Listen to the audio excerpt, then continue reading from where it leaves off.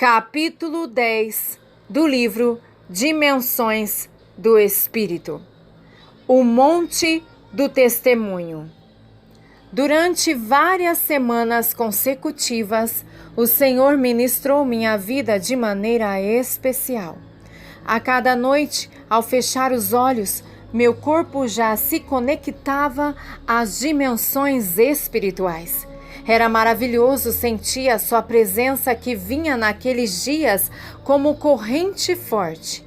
Era como uma leve, mas agradável descarga elétrica sobre o meu corpo e, à medida que meu corpo se estremecia, então meu espírito se desprendia às dimensões espirituais.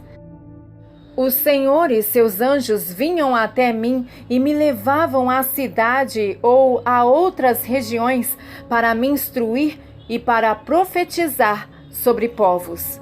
Vou me recordar dessa noite para sempre. O dia tinha sido agitado e, à noite, eu estava cansado, só pensava em descansar. Mesmo quando não dormia naturalmente, devido às visitas, de manhã sempre estava descansado, por isso ansiava o descanso daquela noite. O clima estava bom. Era uma noite de primavera própria das regiões do norte do Chile. De repente, estava no espírito e o anjo do Senhor começou a me guiar pelos céus. Cruzamos o espaço e eu via rapidamente, desta vez para trás, o sistema solar. Meu espírito, ainda na companhia do anjo, sentia o frio do espaço. Enquanto viajávamos, vi como as estrelas passavam e só Deus sabe por quantas galáxias passamos. Mas, de repente, chegamos a um lugar onde já não havia estrelas, não se via nada próximo. Era uma região quase vazia no espaço. Pelo menos assim o via. Talvez estivéssemos passando o limite do infinito. Subitamente, em meio a essa escuridão, pude distinguir ao longe algo parecido com uma estrela, com uma montanha ou uma bola de fogo ardente, e o anjo que comigo estava disse: "Esse é o Santo Monte do Testemunho." Pude ver de longe sua forma, seu tamanho não podia calcular, pois não havia nada perto. Mas, quando me falou o que era, fixei meus olhos em direção ao monte, minha mente foi cheia da sua glória. Podia sentir o poder que emanava daquele lugar. Agora entendia, não estava em uma galáxia paralela nem em outra dimensão. Aquilo era o centro do universo mesmo, o ponto de partida de todas as coisas, o lugar de onde havia saído a primeira palavra criadora de Deus. O fogo parecia estar vivo sobre aquela estrela ou monte. Era como se tudo o que estava ali pudesse se mover, mudar de forma, como se o fogo fosse inteligente. Enquanto me deslumbrava vendo aquilo, o anjo me falou: "Deste lugar, Deus estabeleceu sustentar seu universo. O poder deste lugar é que sustenta todas as coisas. Desde aqui está o trono de governo de Cristo." O que você vê é o fogo eterno de Deus. Ele deixou aqui sua presença em todo o tempo. E o fogo que você vê é o fogo que deu forma aos anjos e a todos os tipos de fogos que você conhece. Essa chama não se pode extinguir, pois dela saem os poderes mais diversos que você pode imaginar. Neste lugar, os anjos ainda vêm adorar ao Eterno e recebem sua presença e santidade. Aqui os guardiões da santidade de Deus permanecem pelos séculos dos séculos. Esse fogo que você vê não é como o da terra, ainda que tenha saído dele. Esse fogo é puro e tudo que é tocado por ele arde eternamente. Enquanto me falava, meu corpo espiritual apenas podia suportar as grandes palavras que ouvia, e estando naquele lugar, posso dizer que não tinha controle sobre o meu corpo espiritual, só me deslumbrava pela majestade daquele monte de fogo. Então eu vi como um anjo que apareceu na frente e, estando a uma distância longe de mim, suspenso no espaço, como nós estávamos longe do monte, estendeu a sua mão a esse monte de fogo, e quando seu braço se moveu, vi como as chamas de fogo daquele lugar vieram até a sua mão. Eu o vi tomar com força esse fogo em sua mão e o lançar em direção ao céu e dizer: Este é o fogo eterno, filho do homem. Ele consumirá você todos os dias e nunca faltará.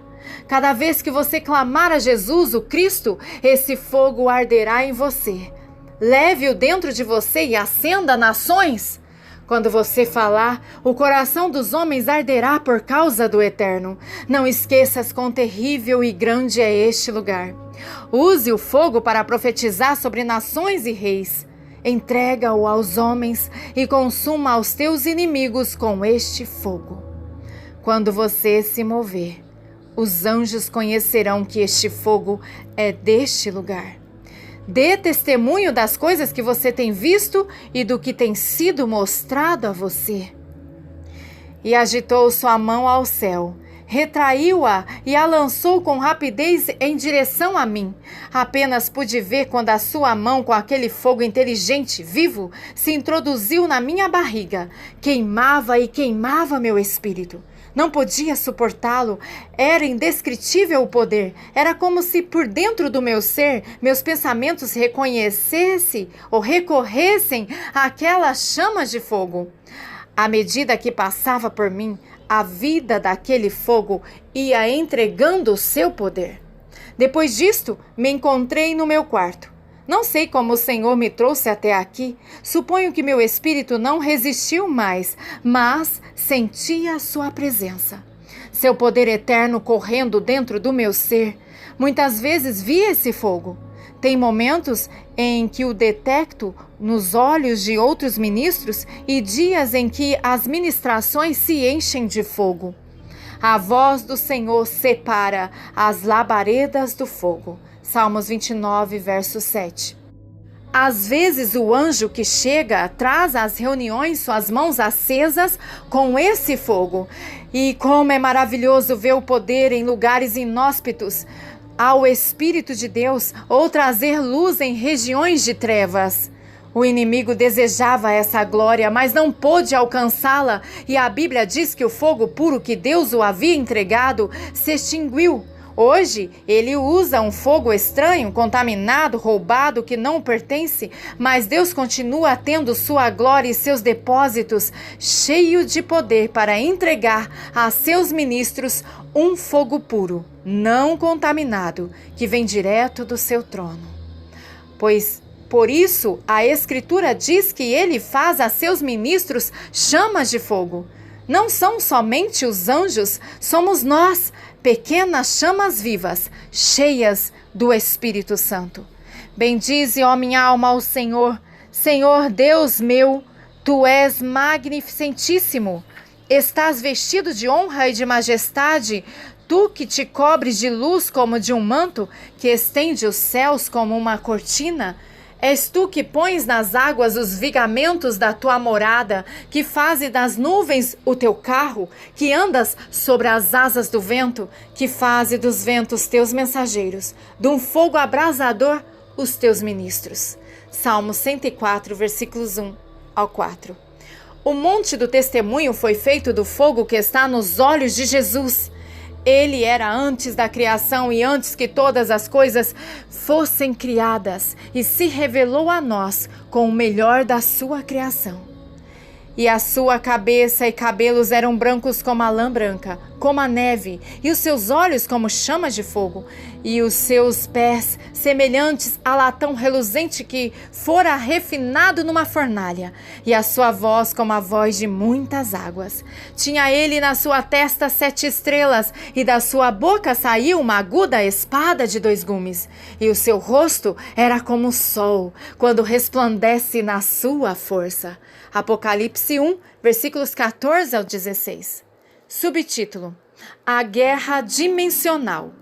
Os sonhos são uma porta para as dimensões onde o espírito conversa com o homem ou este é atacado, dependendo do seu treinamento ou sua natureza predominante onde é dirigido.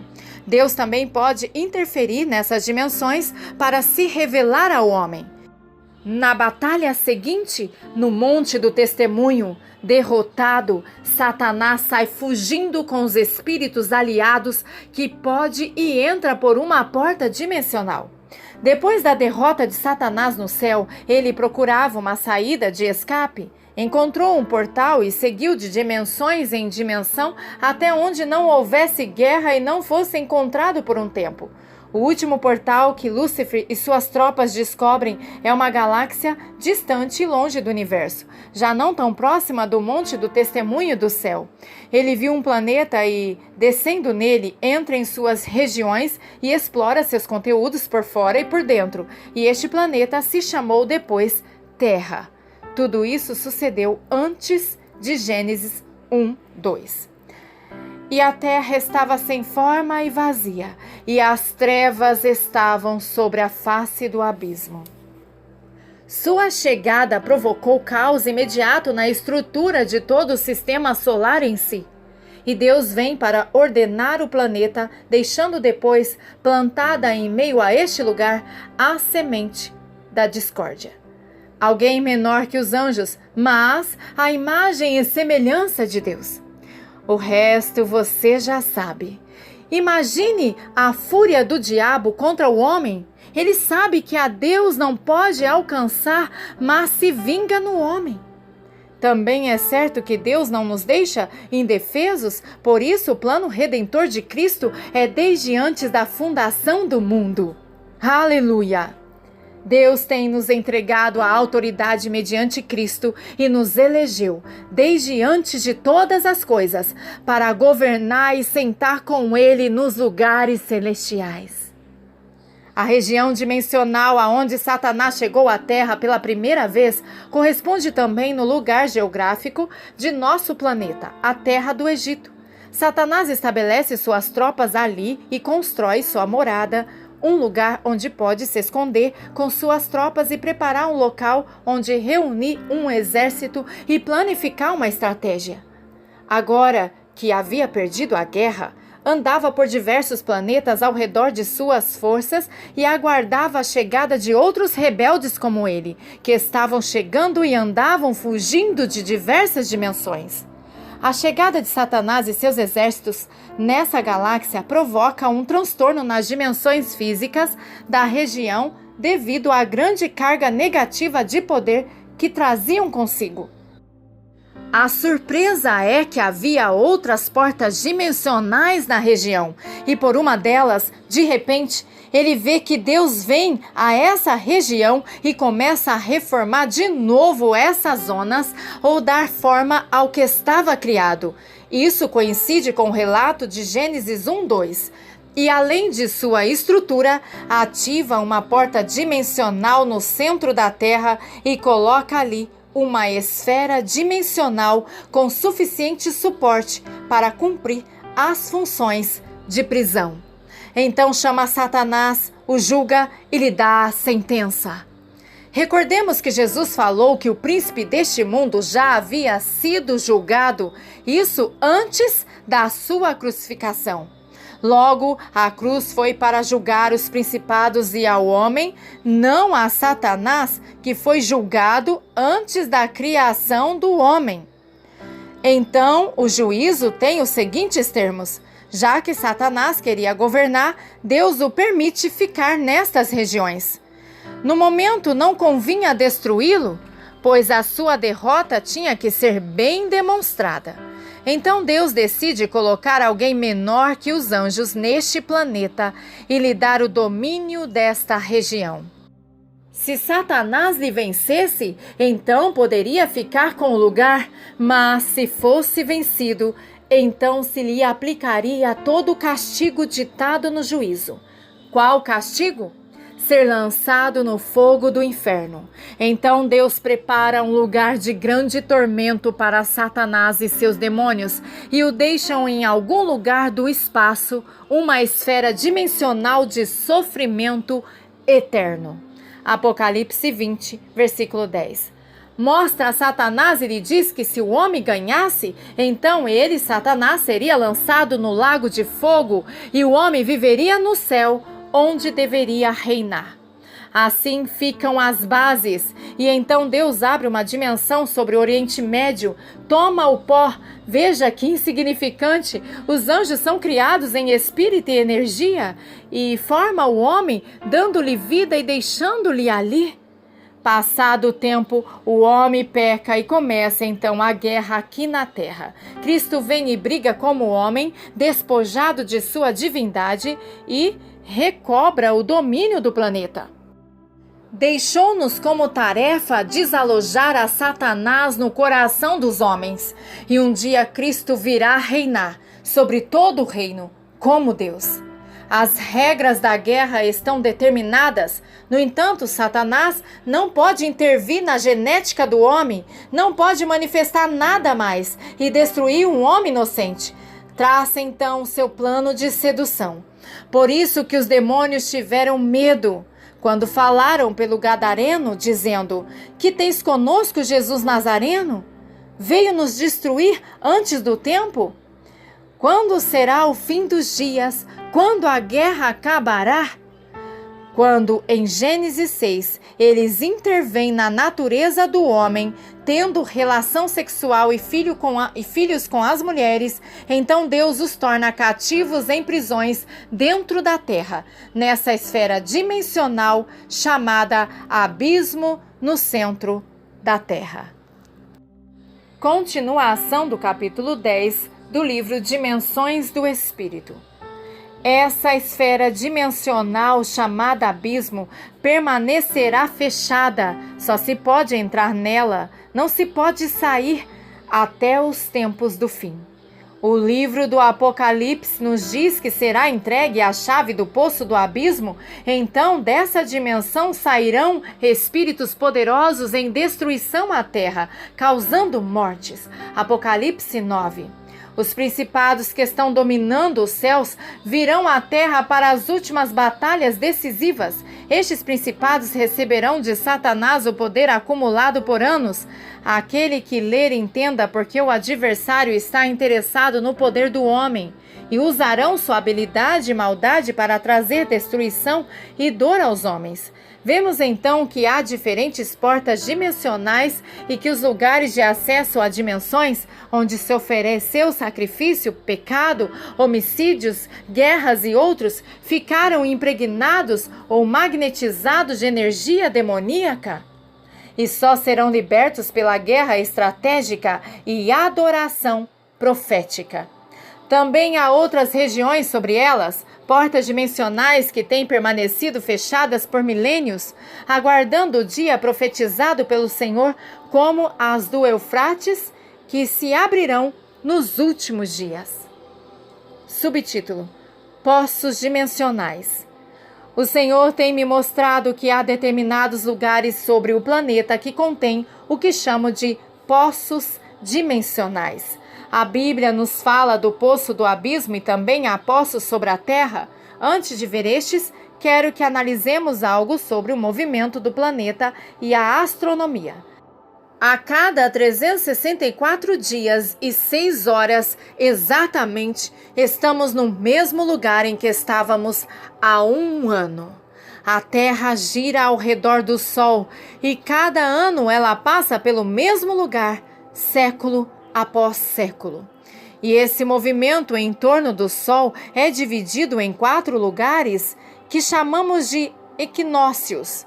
E de acordo com a localização da Terra, sua distância e posição em relação ao Sol, temos as estações. Também é certo que cada vez que acontece um equinócio, o planeta está sob determinadas influências climáticas e etc. Será que é só isso ou há algo mais? Partamos de um princípio pequeno. Cada vez que fazemos algo, soltamos uma energia. Um poder se desprende de nós. Quando fazemos o que é bom, se desprende a glória de Deus. O ato de fazer maldade desprende energia negativa, chamada pecado, isso se acumula sobre nós.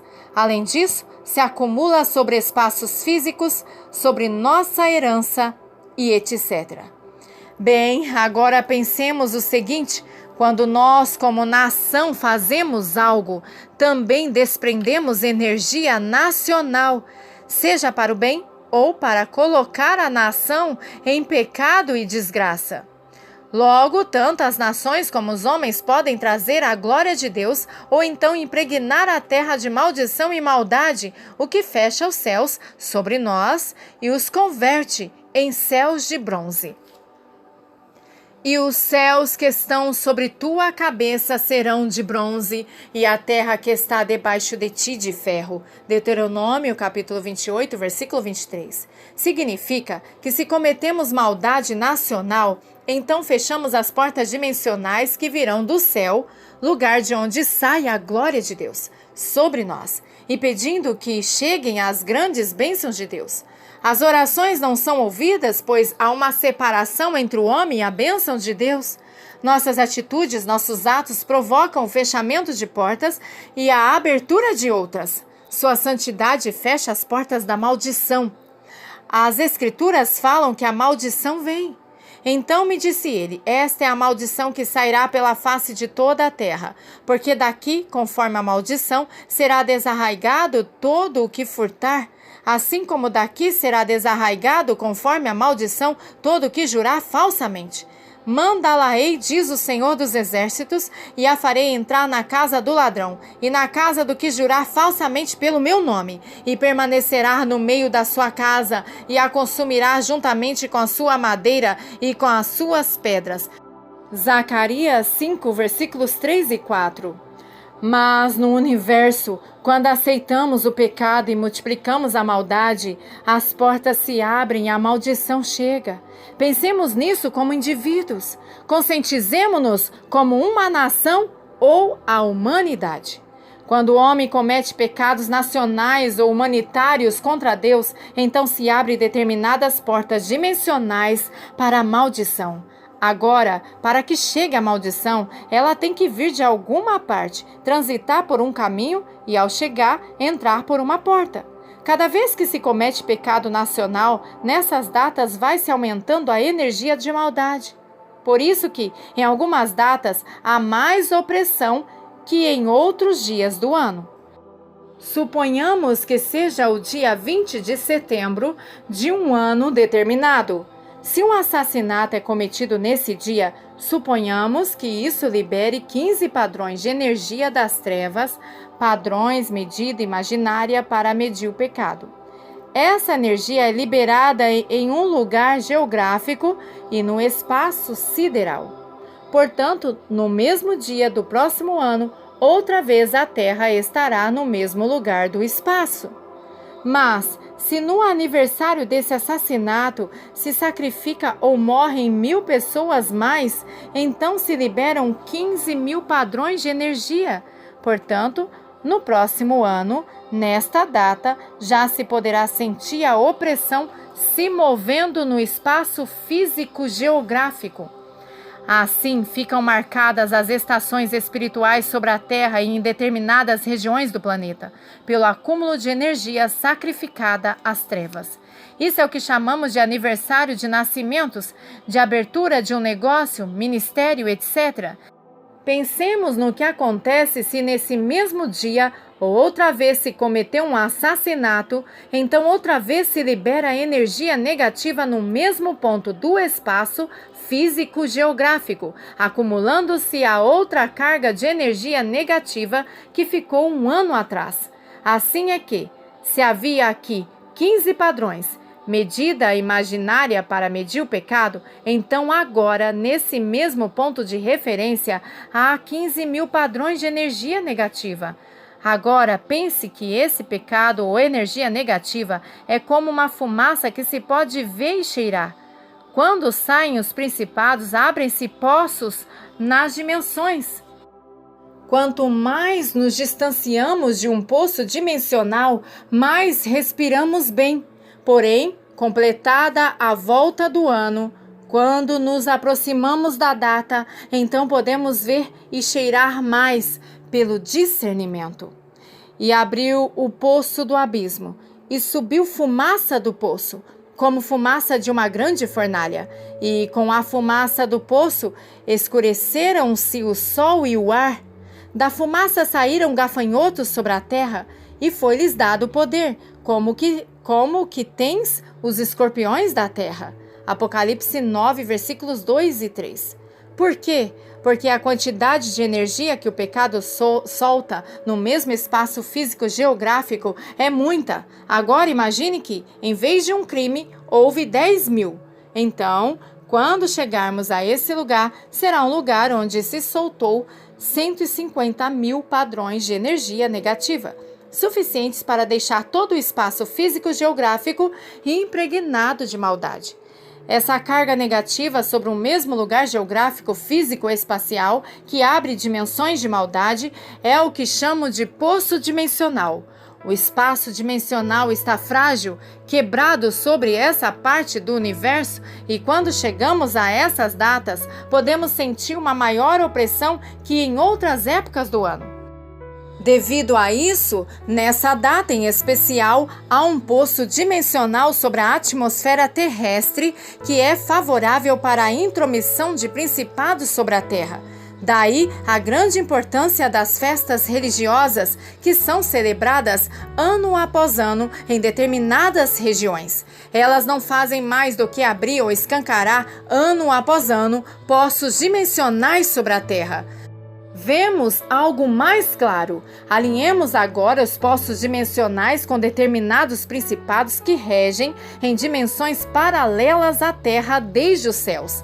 Vimos em capítulos anteriores que há dimensões e esferas dimensionais que estão alinhadas com lugares físicos, como por exemplo o Éden celestial se alinha no Oriente Médio com a Terra, e a porta principal de acesso ao Hades, o Sheol, se alinha com o Egito. E assim, em maior dimensão, alguns principados de maldade têm seus tronos alinhados com alguns lugares do sistema solar conhecido. Há principados que governam Mercúrio, Marte, Vênus, etc. E alguns deles exercem grande influência sobre o planeta por meio de seus emissários. Estes principados têm causado morte e destruição por milênios. Vamos às datas da história mais contemporânea e você verá que toda semana poderá encontrar eventos históricos de grandes envergadura rotulados por mortes, desastres e maldades. Agora, ajuste o seu calendário e veremos que há datas específicas que estão cheias de morte e desgraça, alinhadas em vários anos, não consecutivos, mas sim através de gerações. E se ajustarmos mais o calendário da história da humanidade, nós descobriremos que poderíamos alinhar a história do homem a um alinhamento planetário. Isto anuncia que esses poços dimensionais não só se fortaleceram com o tempo, mas que Deus teve que intervir com o homem para nos ajudar, pois corríamos o risco de nossa existência sem a provisão de Deus. Agora, Deus também interveio na história do homem em datas memoráveis. Vejamos o seguinte: a Bíblia revela momentos específicos em que foram lançadas profecias sobre as nações. Os profetas talvez notassem os dias de sua visitação como a maneira de estabelecer uma relação com o mundo natural e os governos de sua época. Deus, em sua infinita sabedoria, estava alinhando os tempos proféticos com a realidade daquela época. Isto é, Deus nos deixou sinais no caminho para que descobríssemos datas importantes nas quais as dimensões celestiais estão alinhadas com a Terra. Melhor ainda, datas em que nós estamos mais próximos a lugares no espaço físico geográfico nos quais há energia positiva da glória de Deus, como Pentecostes e a Páscoa, por exemplo. Aleluia. Amém.